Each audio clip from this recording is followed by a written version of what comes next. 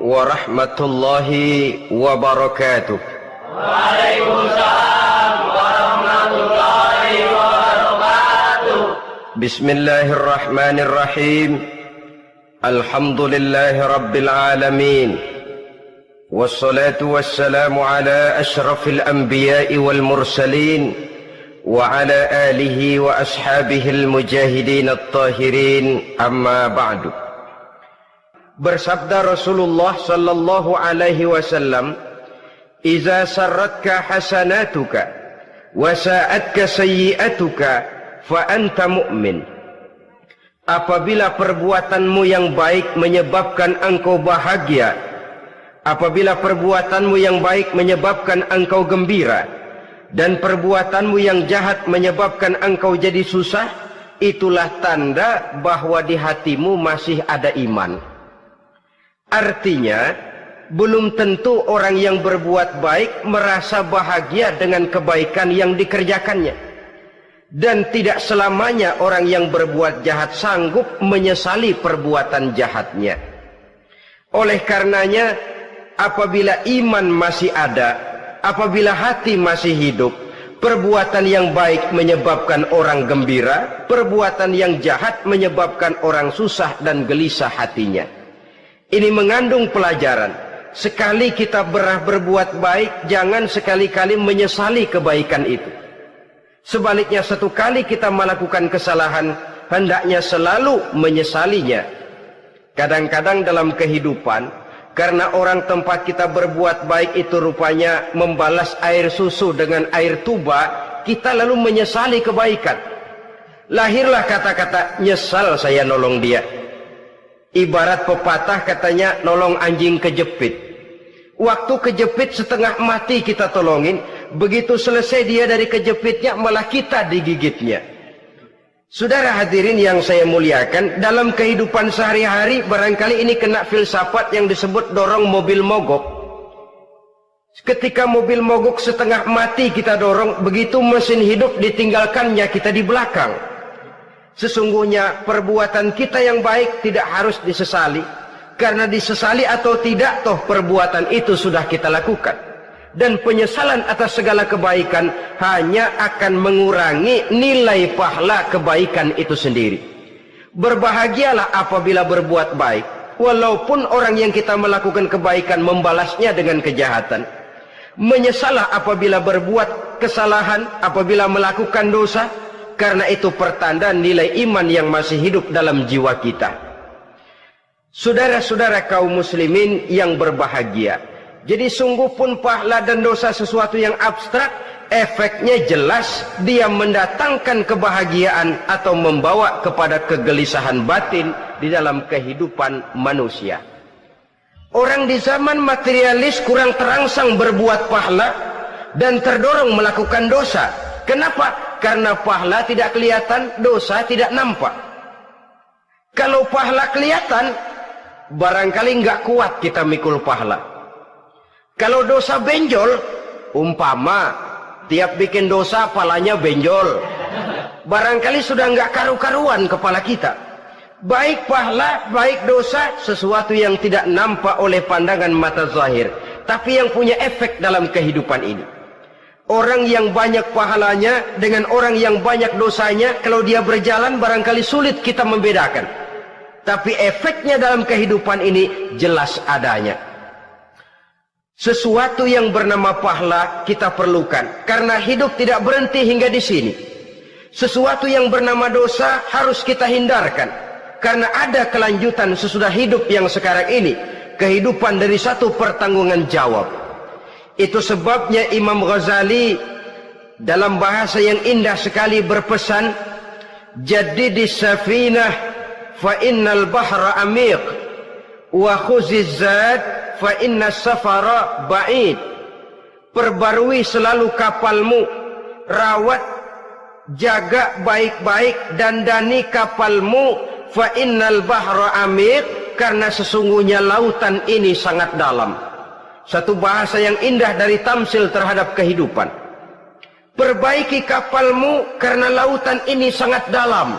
Artinya, jaga baik-baik hatimu. Pelihara iman dan keyakinanmu, karena hidup ini bagaikan gelombang lautan. Tempo-tempo air tenang, tempo-tempo ombak menggila dan menggunung. Jaga iman baik-baik karena hidup penuh dengan cobaan dan ujian. Itu maksudnya. Wa khuziz zad fa inna safara ba'id. Dan bawa bekal yang banyak karena perjalanan hidup ini sangat panjang. Perjalanan ini sangat jauh.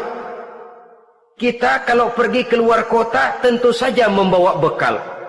Makin jauh kota yang akan kita tuju, makin banyak bekal yang harus kita bawa.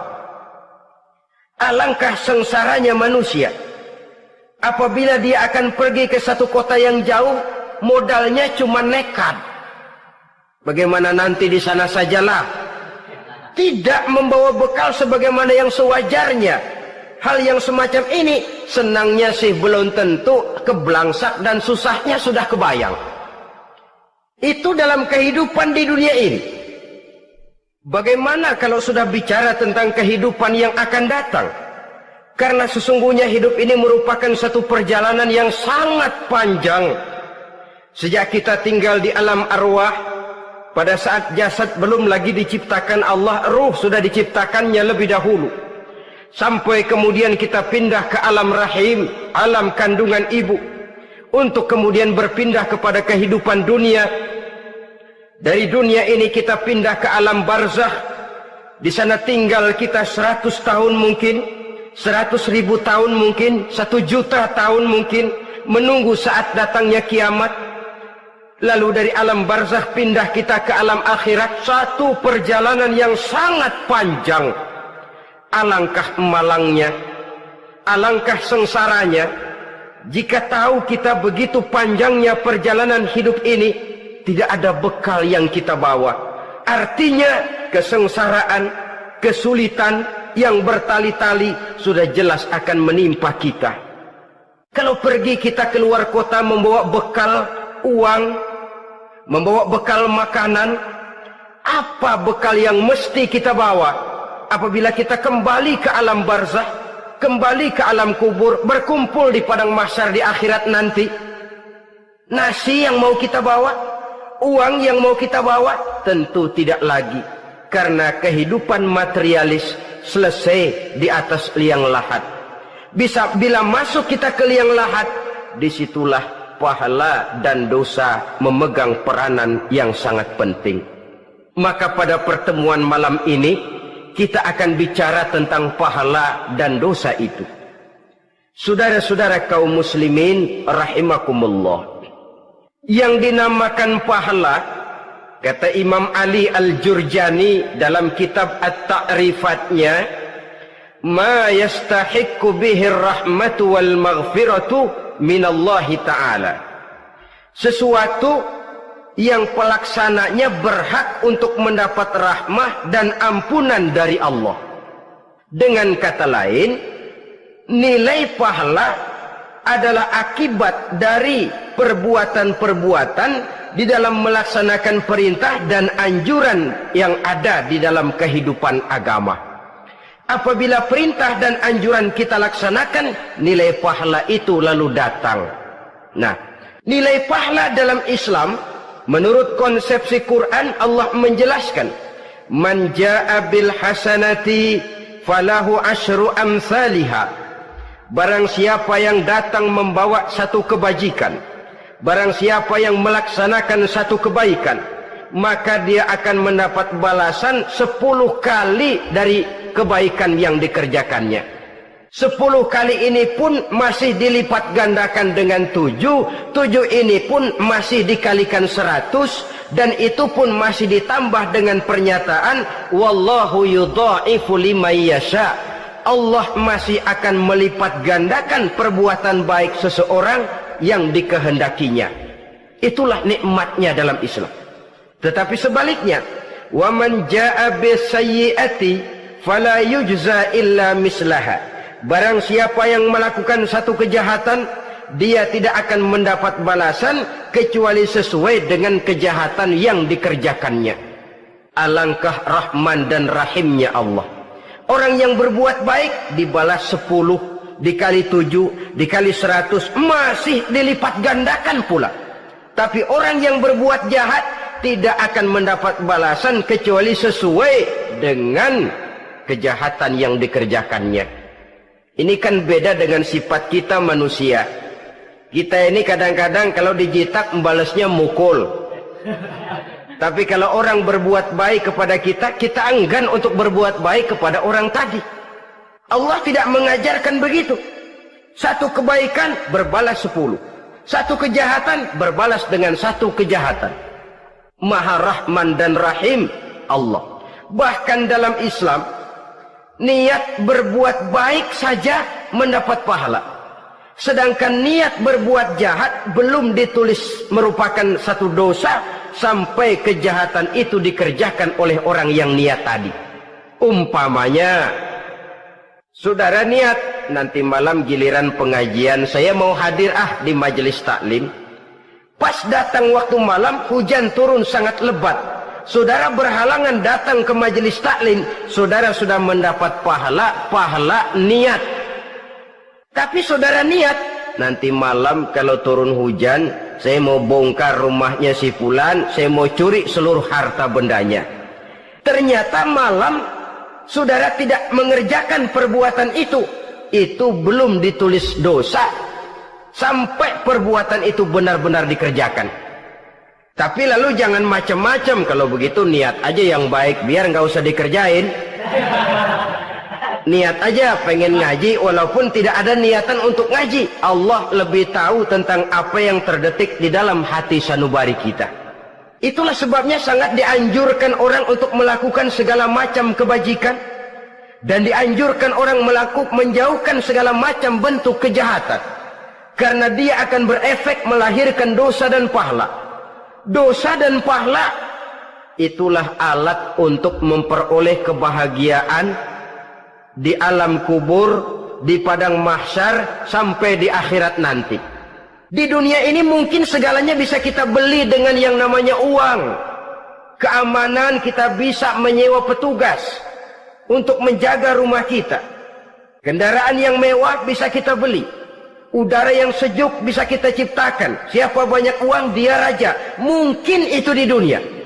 Tapi bisa apa uang kalau kita sudah masuk ke alam kubur? Bisakah munkar nakir kita sogok? Udah karkir, jangan nanya nih, cepet. Bisakah malaikat azab menyingkir dengan uang semir? Ternyata tidak. Untuk memperoleh kebahagiaan di sana, nilai pahala. Kesengsaraan akan kita dapat kalau kita banyak menumpuk dosa. Oleh karena itu jangan beranggapan pahala nggak kelihatan, dosa juga nggak kelihatan, biarin saja. Yang tidak kelihatan ini pada waktunya akan memegang peranan yang sangat penting. Tapi tidak cuma untuk menghadapi hidup di situ kita lalu harus berbuat baik dan meninggalkan yang jahat, terutama juga di dunia ini. Toh pepatah bilang gajah mati meninggalkan gading, harimau mati meninggalkan belang. Apa yang akan kita tinggalkan setelah kita mati? Kita ingin jasad kita boleh hancur terkubur tanah, tapi nama kita ingin hidup terus, dikenang orang 100, 1000, bahkan 1.000.000 tahun yang akan datang. Ditulis orang dengan tinta emas dalam sejarah, tercatat kita sebagai orang baik-baik. Saudara-saudara kaum muslimin rahimakumullah.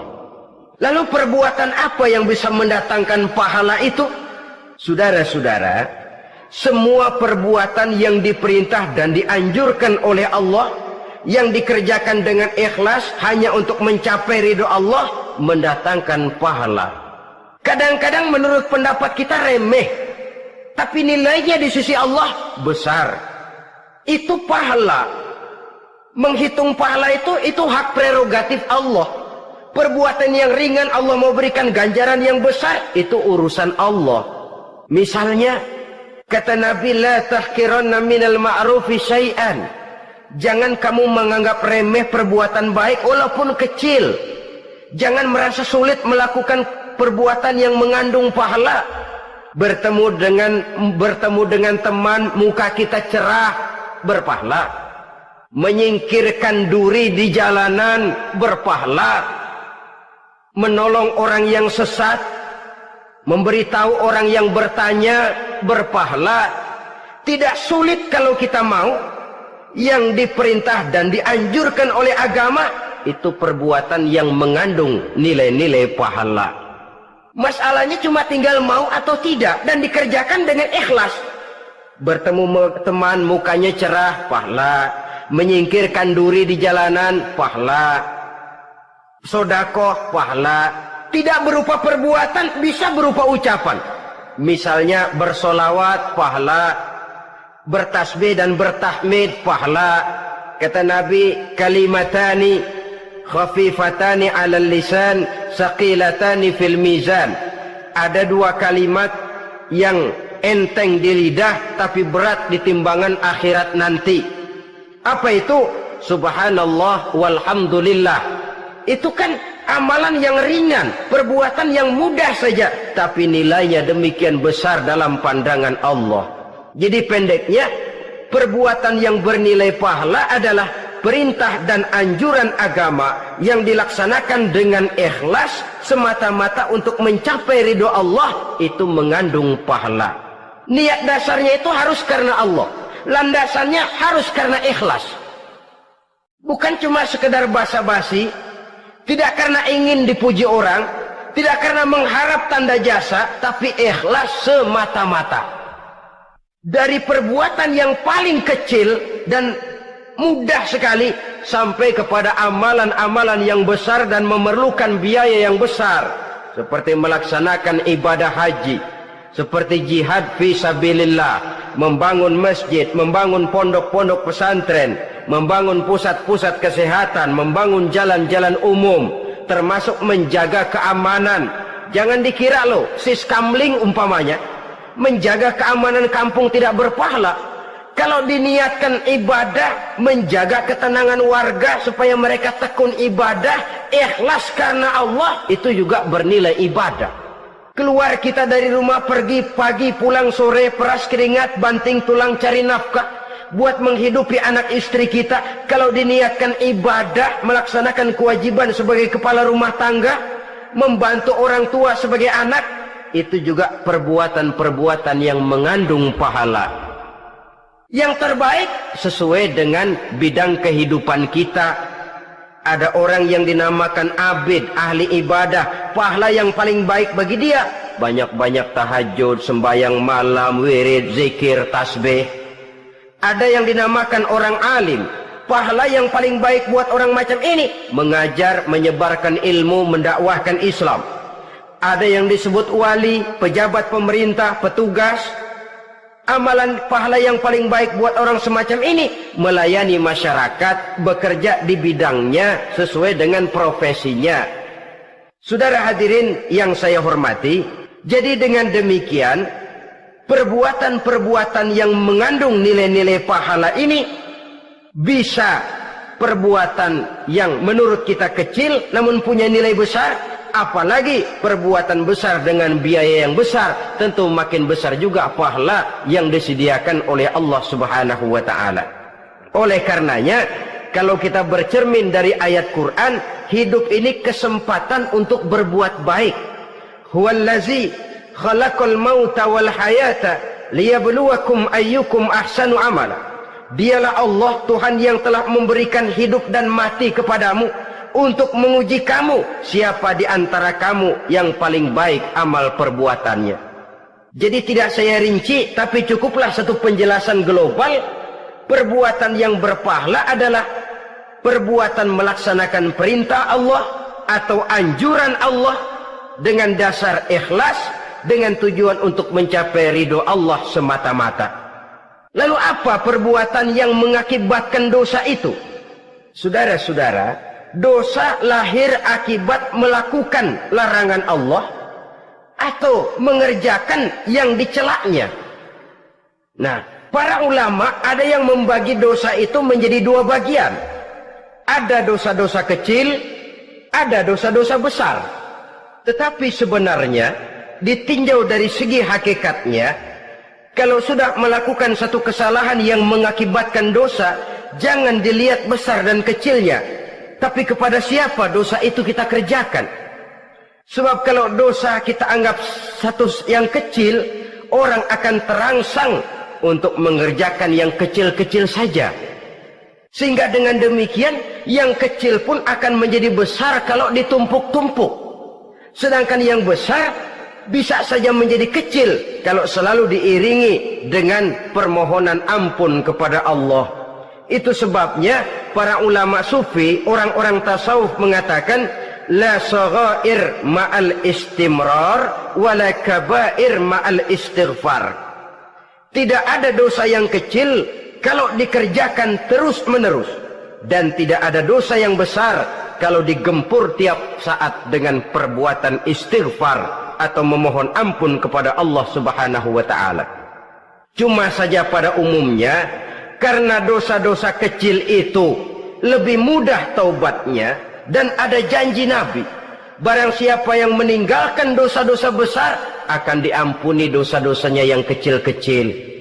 Oleh karena itu, pada kesempatan ini kita akan juga bicarakan apa saja yang termasuk klasifikasi dosa-dosa besar, dengan harapan kita bisa menjaga diri, menyelamatkan diri, jangan sampai terjatuh ke dalam dosa-dosa yang besar tadi. Tetapi bukan berarti kita harus terangsang melakukan dosa-dosa yang kecil. Ah, biarin kecil ini, tobatnya gampang. Ah, dosa kelas teri. Ah, dosa itu kan tidak kelihatan. Lalu terangsang melakukan perbuatan dosa-dosa walaupun kecil, kalau berlarut terus-menerus dia akan tumbuh menjadi dosa yang besar. Oleh karenanya, jangan sampai mengundang pengertian kalau kita membicarakan dosa-dosa yang besar lalu terangsang melakukan dosa-dosa yang kecil. Karena bagaimanapun juga dosa kecil dan dosa besar sama dalam arti kepada Allah kita melakukan kesalahan. Dan dosa yang kecil pun kalau bertumpuk, dia akan menjadi banyak. Saudara-saudara kaum muslimin rahimakumullah, ada beberapa jenis dosa-dosa besar. Jenis yang pertama, asyirku billah, syirik atau menyekutukan Allah. Dari sekian deretan dosa-dosa besar, syirik ini merupakan bapak moyangnya dosa. Dedengkotnya dosa itu syirik, menyekutukan Allah. Bahkan dosa yang lain Allah masih mau mengampuni, tapi kalau sudah syirik, menyekutukan Allah, itu sudah satu dosa yang tidak berampun sama sekali. Oleh karena itu tepat pesan Imam Ghazali tadi, jadi di safinah fa innal bahra amik, jaga iman, pelihara akidah, dandani kapal, karena hidup ini gelombang lautan sangat dalam, hidup banyak cobaan. Di dalam hidup di zaman sekarang ini, saudara bisa perhatikan, di mana tensi ekonomi tinggi, lapangan kerja sulit, persaingan hidup makin tajam, sifat egois dan individualis tumbuh di mana-mana, rasa solidaritas sosial menurun, sifat gotong royong musnah, orang mudah potong kompas, potong jalan, ingin cepat kaya, ingin cepat naik pangkat, ingin dapat kedudukan. Kadang-kadang akidah pun terjual, akidah pun musnah, jatuh ke jurang syirik pun tidak jadi soal. Itu yang kita khawatirkan. Kalau dosa-dosa yang lain Allah masih mau mengampuni, tapi kalau sudah jatuh kepada syirik, Allah sama sekali tidak akan memberikan ampun. Dalam kaitan dengan ini barangkali tepat sinyalemen Imam Ali itu. Andai kata kemiskinan merupakan satu kepribadian, saya akan membunuhnya lebih dahulu. Artinya memang kemiskinan ini sering mendorong orang kepada jurang kemusyrikan. Tidak tahan menghadapi godaan perut akibat tensi ekonomi yang tinggi, lapangan kerja yang sulit. Iman pun jadilah ditukar dengan 3 liter beras. Akidah pun jadilah dibarter dengan 3 bungkus supermi, dengan pakaian bekas, dengan obat-obatan. Tidak jadi soal baginya mengejar kebahagiaan yang relatif singkat dengan mengorbankan kebahagiaan yang abadi. Persis ibarat pepatah, nyari jarum kampak hilang. Mencari sesuatu yang kecil, yang besar jadi sia-sia. Membela perut, mengorbankan akidah. Na'udzubillah summa na'udzubillah. Saudara-saudara kaum muslimin rahimakumullah. Ini fakta. Ini kenyataan. Dan hal semacam ini tidak bisa diatasi cuma dengan ceramah, simposium, diskusi, seminar.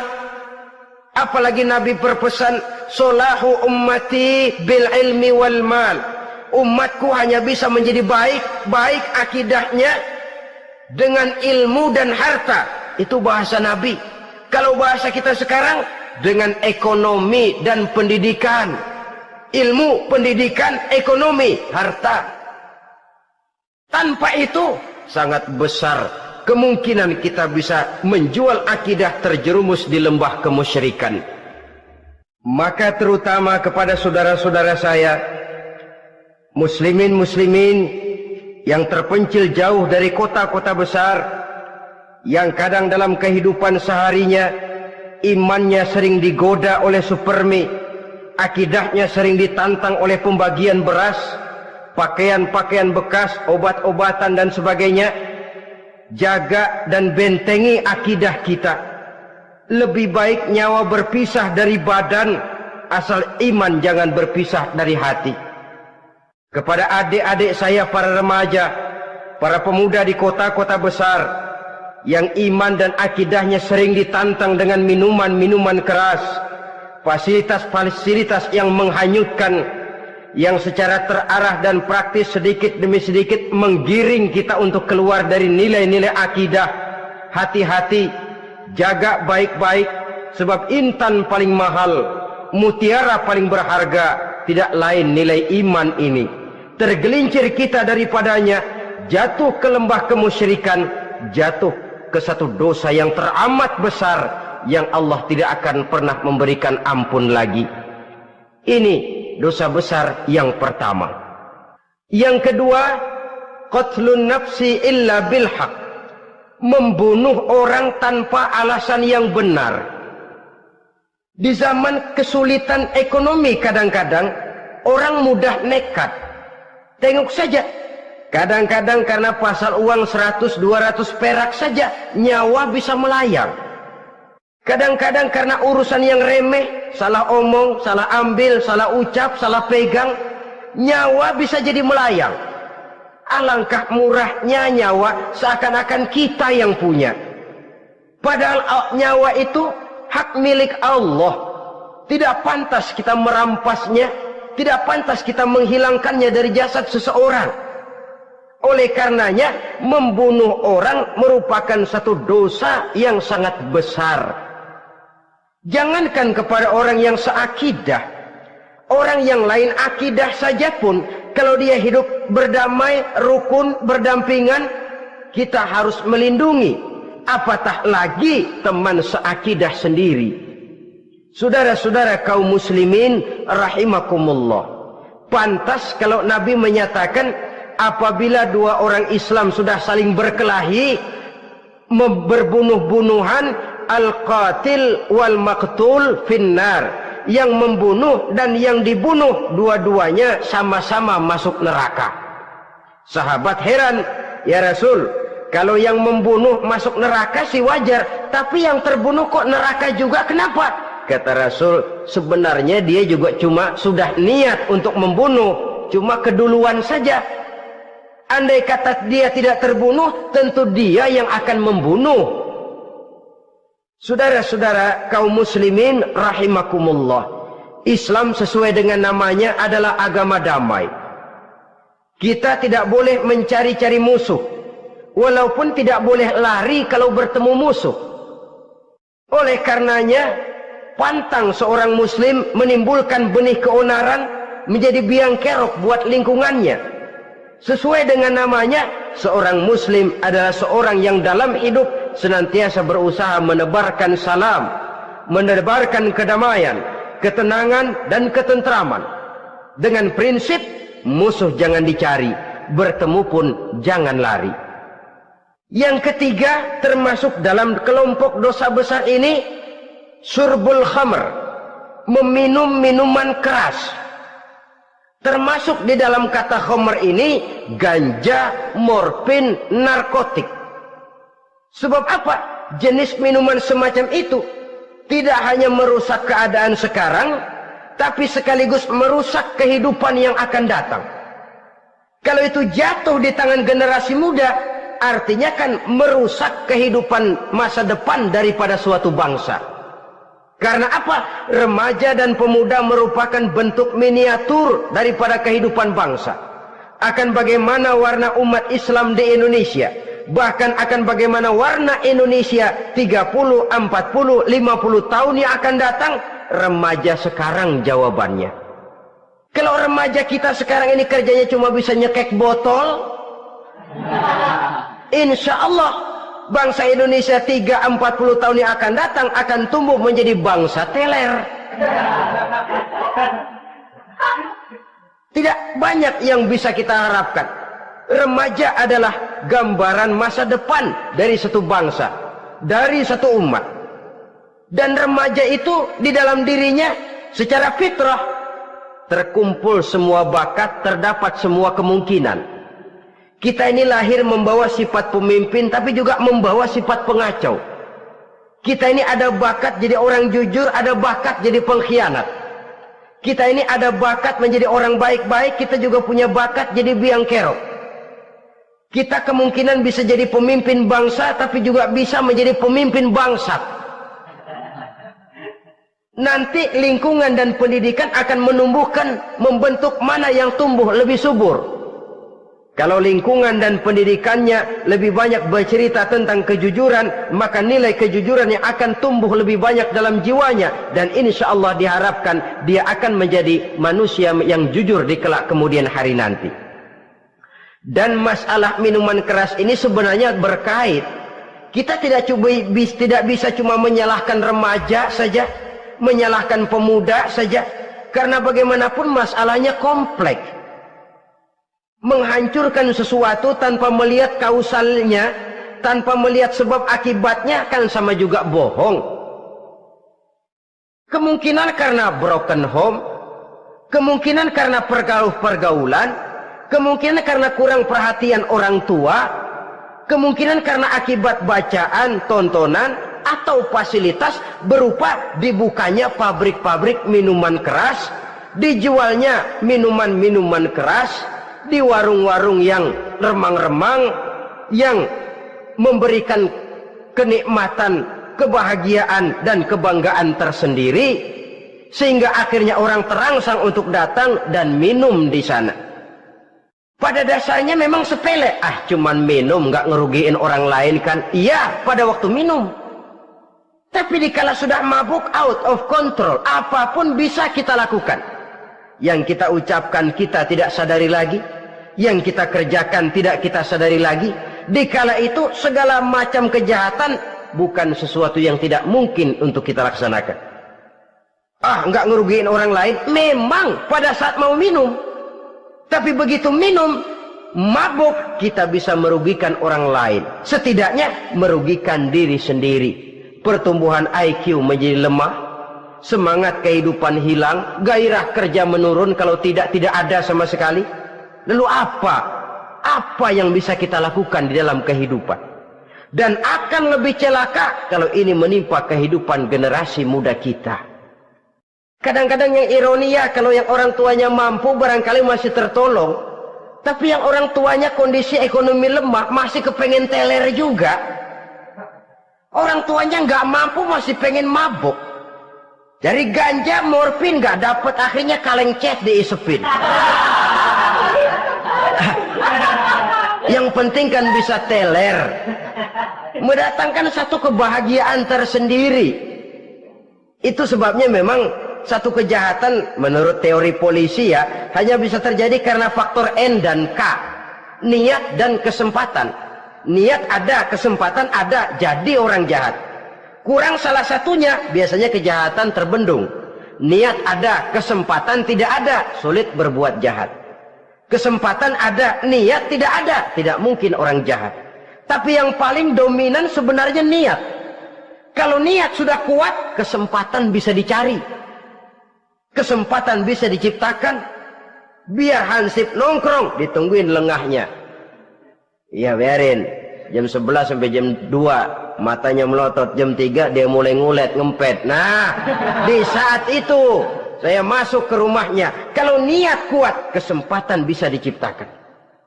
Dan kalau sudah niat, ini masalah hati. Kalau sudah masalah hati, menyangkut soal moral. Moral artinya sudah masuk kepada kehidupan agama.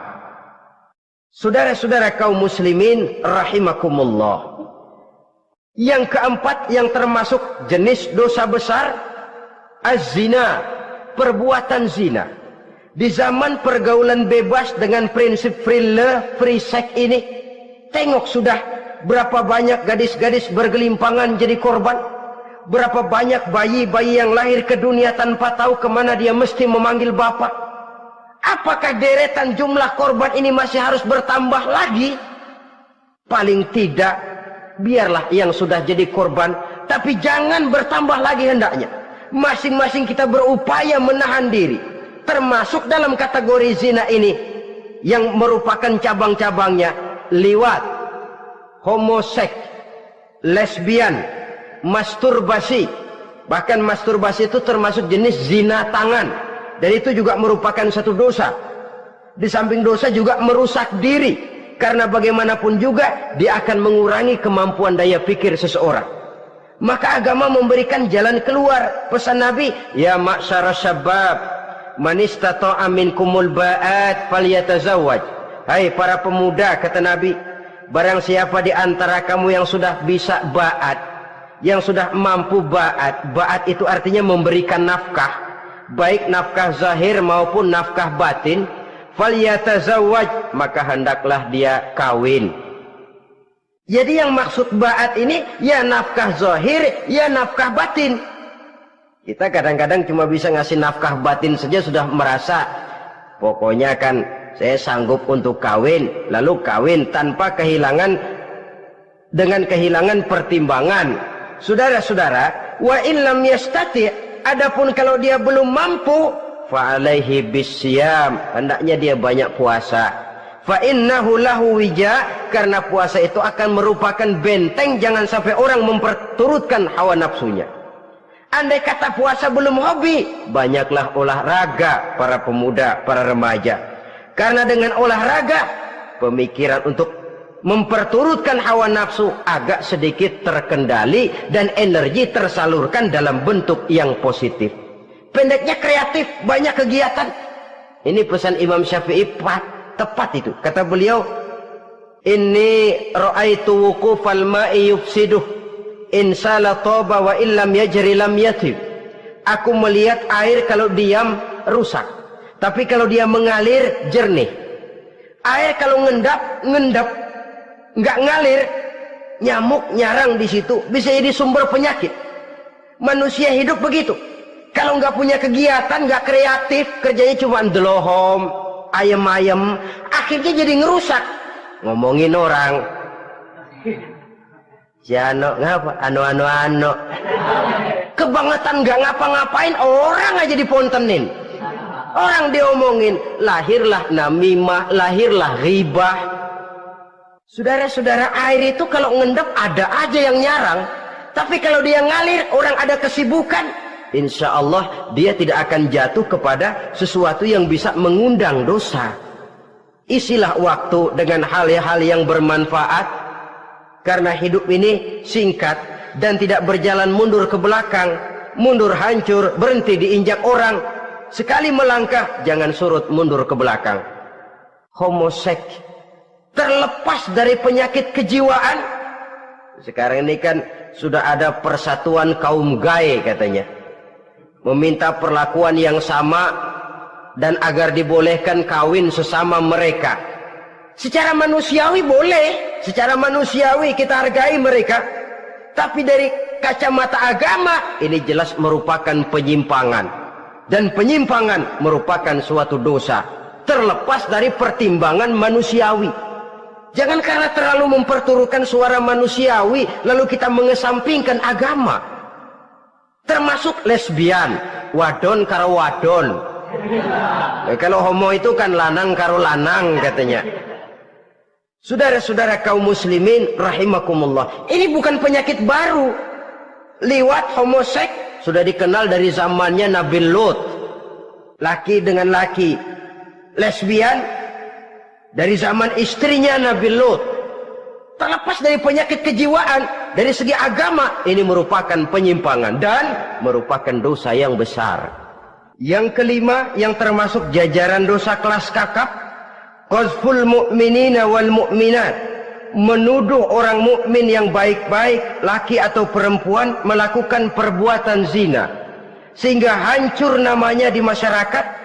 Ini merupakan satu perbuatan dosa yang sangat besar dan sangat dimurkai oleh Allah. Saudara-saudara kaum muslimin rahimakumullah, oleh sebab itu tentang masalah ini, kalau memang tidak ada saksi, jangan sembarang kita enteng lidah menuduh orang lain berbuat zina, menuduh orang lain berbuat serong. Dosanya kelewat besar di dalam kehidupan. Karena apa? Mencari harga diri itu berat, memelihara kehormatan diri jauh lebih berat. Satu kali orang dihancurkan namanya di masyarakat, dia akan terisolir jadinya. Oleh karenanya, berlindung kita kepada Allah, jangan sampailah dihinggapi oleh sifat ini. Karena sentimen kita kepada seseorang, karena hasad kita kepada seseorang, tidak senang melihat orang lain lebih maju, lalu lidah ini seenaknya saja mengucapkan kata. Padahal sanksi dan resikonya sangat besar. Yang kita tuduh barangkali mendapat pahala dari Allah. Kita sendiri yang menuduh tanpa saksi, tanpa alasan yang benar, mendapat dosa yang sangat besar. Saudara-saudara, memang kadang-kadang aneh dalam hidup ini. Seorang pelacur biasanya bisa menjaga mulutnya di masyarakat, kata-katanya baik, sopan. Kenapa? Karena mulut yang satu sudah tidak terjaga.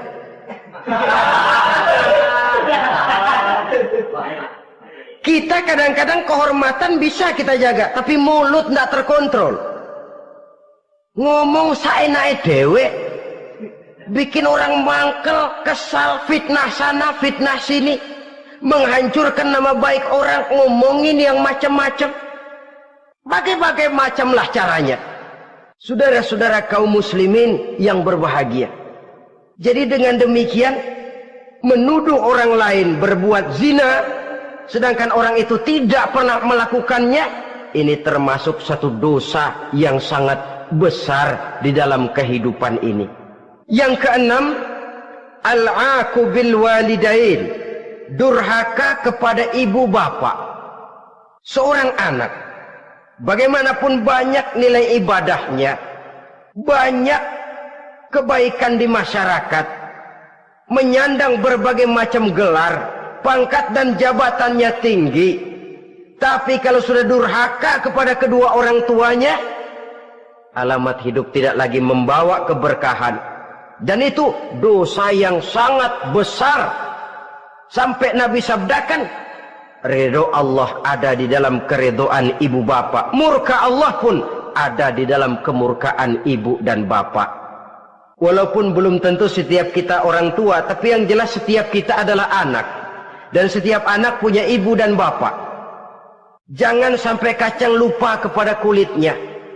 Saudara-saudara kaum muslimin rahimakumullah, durhaka kepada ibu bapak merupakan perbuatan yang sangat dimurkai oleh Allah.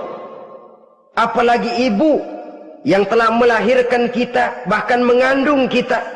Begitu juga bapak yang telah berusaha peras keringat banting tulang untuk mengasuh membesarkan kita. Tidak ada perbuatan baik yang kita lakukan untuk bisa menebus kebaikan daripada ibu dan bapak kita. Setidaknya kalau belum bisa berbuat baik kepadanya, kepada keduanya, janganlah menyakiti hati keduanya. Itu saja dulu yang harus dijaga. Kadang-kadang sudah berbuat baik enggak, nyakitin melulu. Sudah nyenangin belum bisa, saban sehari nyakitin saja. Padahal kedua orang tua itu doanya manjur, sebagaimana sumpahnya juga bisa jadi kenyataan, dan sering bahkan menjadi kenyataan. Sampai ibu bapak sudah wafat, sudah meninggal sekalipun, kewajiban berbakti masih harus terus dilakukan oleh seorang anak. Lalu yang ketujuh, at-tawalli yaumaz zahfi, berpaling pada hari pertempuran. Orang sedang sibuk-sibuk menghadapi musuh, maksudnya berjuang membela agama ini, dia lari menyelamatkan diri. Pengecut, mental munafik. Ayo, kalau demi agama, mari kita maju ke depan. Allahu Akbar, yang besar Allah, yang lain kecil semua, maju. Orang lain maju serentak, dia mundur jauh ke belakang. Mental munafik, mental calo, istilah sekarang ini. Oh, itu calo, mental calo. Tuhan gedek banget itu. Coba ya, calo itu paling sibuk nyuruh penumpang naik. Tapi sementara penumpang naik sampai ke tempat tujuan masing-masing, calonya nggak kemana-mana, diem aja di situ. Cuma orang aja disuruh naik. Saudara-saudara, kerja bakti, orang turun kecomberan, dia naik ke tempat tidur. Mundur di hari pertempuran, menyebabkan orang lain gugur, dia sendiri menyelamatkan diri. Mental pengecut, mental munafik, itu merupakan dosa yang sangat besar. Saudara-saudara kaum muslimin rahimakumullah, itu sebabnya agama itu memerlukan keberanian memang, tapi bukan keberanian yang tanpa perhitungan. Sebab berani tanpa berhitung namanya berani babi. Kita berani kalau benar, kita harus takut kalau salah. Jangan dibalik, salah berani, nekat namanya. Benar takut, pengecut namanya. Orang yang pengecut adalah orang yang takut membela kebenaran. Orang yang nekat sesungguhnya udah salah nggak malu lagi, udah salah nekat lagi, merasa rugi berbuat kebaikan, puas kalau berbuat kejahatan. Padahal Nabi pesan, siapa yang berbuat dosa sambil tertawa, nanti dia akan masuk neraka sambil menangis. Karena itu dipesan pula di dunia ini, sering-seringlah mencuci mukamu dengan air mata taubat, cuci lidahmu dengan zikir kepada Allah, bersihkan hatimu dengan air ikhlas. Saudara-saudara kaum muslimin rahimakumullah, kan ada toh orang berbuat baik nggak gembira, tapi berbuat jahat malah puas. Atau sama saja, orang lain berbuat baik hatinya kesel, orang lain berbuat jahat dia malah mendukung, atau orang lain tergelincir berbuat jahat dia malah girang. Ini kan tidak objektif, karena yang berbuat baik orang yang dia keselin dia nggak seneng, tetapi karena yang berbuat jahat orang yang dia senengin dibenerin juga. Itu nggak objektif namanya. Mundur di hari pertempuran pada saat saudara-saudara kita sedang menghadapi musuh, sikap pengecut yang sangat dibenci Allah. Yang kedelapan, termasuk kelompok dosa besar, aklu malil yatim, makan harta anak yatim. Kadang-kadang ada orang mengeksploitir loh nasib anak-anak yatim, karena biasanya para dermawan peka kalau mendengar nasib yatim, memberikan santunan. Si yatim belum makan, yang ngurusin udah pada kenyang. Mengeksploitir, memakan harta anak yatim termasuk dosa yang sangat besar. Sehingga Nabi pesan, ana wa kafilul yatim kahataini yaumal qiyamah. Aku dan orang yang menyantuni anak yatim seperti dua jari ini di hari kiamat. Rumah yang paling dimuliakan Allah adalah rumah yang di dalamnya ada anak yatim yang hidupnya dihormati, hidupnya disantuni, keperluannya dicukupi. Maaf saja, tahap kita menyantuni anak yatim ini baru tahap setahun sekali. Kalau Muharram kita agungkanlah, kita besarkan. Lebaran yatim katanya, kita kumpulkan dana, kita usap kepala yatim, kita kumpulkan beras, kita bagikan hari itu. Perkara bulan depan kelaparan, kita tutup kuping. Perkara bulan berikutnya dia kelaparan, kita masa bodoh. Bahwa di bulan Muharram kita santuni yatim piatu itu sudah baik. Tapi akan lebih baik lagi kalau kita sanggup menjadi bapak asuh mereka, memikirkan sekolah mereka, ada kontinuitas. Kalau mereka diasuh oleh orang lain, lalu bertukar agamanya, berpindah akidahnya, kita ngomel habis-habisan. Tapi kita ada kemampuan, kita tidak mau berbuat semacam itu. Ya sama juga bohong namanya. Saudara-saudara kaum muslimin rahimakumullah. Orang yang menyantuni yatim mendapat pahala besar. Tapi orang yang mengkorup harta anak yatim, dosanya juga sangat besar. Berhati-hatilah kalau kita diberikan kepercayaan oleh masyarakat untuk mengurus anak-anak yatim. Karena pahalanya besar, resikonya juga besar. Yang kesembilan, syahadatuz zur, sumpah palsu. Sebab sumpah palsu ini menggunakan nama Allah untuk sesuatu yang tidak benar. Nama kita saja dibawa untuk yang tidak benar, kita jengkel. Nama kita dipalsukan untuk sesuatu yang tidak baik, kita kadang-kadang jengkel, tidak puas jengkel, menuntut melalui saluran hukum. Kenapa? Nama saya dicatut. Bagaimana lagi kalau nama Allah kita pakai untuk bersumpah, sumpahnya palsu, menguntungkan kita, merugikan orang lain, Allah murka betul. Maka sumpah palsu termasuk deretan dosa-dosa besar. Apalagi yang ke-10, aklur riba, makan riba alias renten. Ini kan yang cepat mendatangkan uang. Kadang-kadang kalau yang bikin riba itu orang awam barangkali, ya masih kita maklumi. Kadang-kadang penyakit ini datang menimpa mereka juga yang kita kenal kebaikannya. Bahkan suka datang ke musola, rajin ke masjid. Kadang-kadang riba masih dimakannya. Karena cara cari duit paling enak, duit utuh tambahnya terus masuk. Na'udzubillah summa na'udzubillah. Itu yang diibaratkan dalam perjalanan Mi'raj waktu Nabi diperlihatkan neraka. Orang perutnya sebesar rumah dililit ular, diseret-seret itu hancur perutnya, dibulatkan lagi, diseret lagi, hancur lagi, dibulatkan lagi, terus menerus begitu. Dia berteriak, mengerang, mengeluh, mengaduh kesakitan. Nabi tanya, itu apa Jibril? Itu contoh dari umatmu yang suka makan riba Muhammad, makan renten. Saudara-saudara, ini kan mencekik leher orang. Orang sedang kesulitan, kelihatannya sih baik, menolong, tapi di belakang menolong itu nyekek. Di belakang nolong itu nyekek. Dan nyekek itu sebenarnya tujuan utamanya. Orang yang menjalankan riba pada dasarnya tidak punya kemanusiaan kok. Kalau dia kelihatannya mau menolong, kelihatannya motifnya mencari untung di belakang itu. Jauh dari kemanusiaan. Yang ke-11, saudara-saudara, termasuk jajaran dosa besar itu qat'ur rahim, memutuskan silaturahmi. Marah, hobi sama marah. Kalau 3 hari nggak marahan sama orang, ngebet palanya. Selalu nyari gara-gara. Kalau udah marah berlaku perpanjangan waktu. Tahun, 2 tahun, kadang-kadang seumur hidup. Saudara hadirin yang saya muliakan. Apalagi mengurangi timbangan termasuk kelas dosa besar. Makan suap termasuk dosa besar. Semir menyemir dosa besar. Apalagi bunuh diri. Nah ini, bunuh diri dosa besar.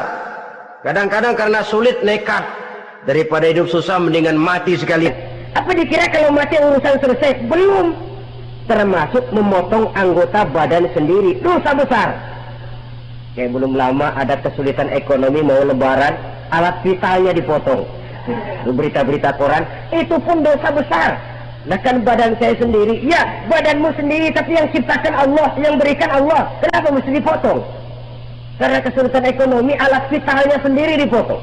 Ya namanya alat vital, kalau sudah nggak ada yang vital kan hampa hidup ini. Tapi lalu kehilangan pertimbangan. Saudara-saudara kaum muslimin, karena itu di hadapan segala macam kesulitan, jangan sampai kita kehilangan pertimbangan lalu terjatuh ke dalam dosa-dosa besar ini.